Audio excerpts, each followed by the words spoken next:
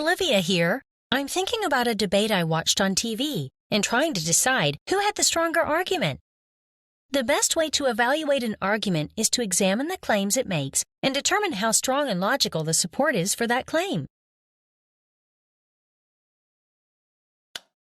Let's take a look at how Sojourner Truth supports the central claim in her speech, "Ain't I a woman?"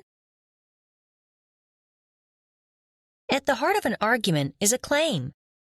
The argument is only as stable as the logic that supports the claim. Sojourner Truth addresses two central claims in Ain't I a Woman? The first claim is that white men are going to lose power as both women and black people demand rights. The second claim is that an argument made by white men is flawed because it oversimplifies a complex issue.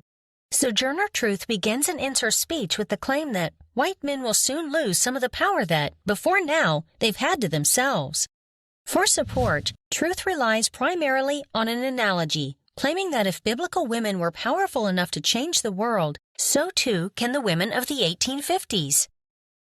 This analogy requires several logical leaps, including an assumption that the past necessarily predicts the future, as well as an assumption that biblical women's strength was directly related to their gender. Truth's second claim is that the white man's argument against women's rights is logically flawed. Truth begins this point by summarizing the white man's claim that women need men to help them handle the harsher things in life, and in return are given the best place in society. She then effectively argues that this image of society ignores people like her, female slaves who receive neither help from men nor the best of anything. The repetition of the words, "Ain't I a woman?" drives home the point that the white man has failed to address a large segment of the population, black women, in his argument. He has oversimplified his claim, thinking only of how his argument applies to his own race, and thus has failed to acknowledge the existence of a perspective like Truth's. Truth's argument does not aim to solve the complex issue. Instead, it broadens the discussion. Not all arguments are made with the purpose of winning. Some are made with the purpose of challenging established ideas or correcting logical errors.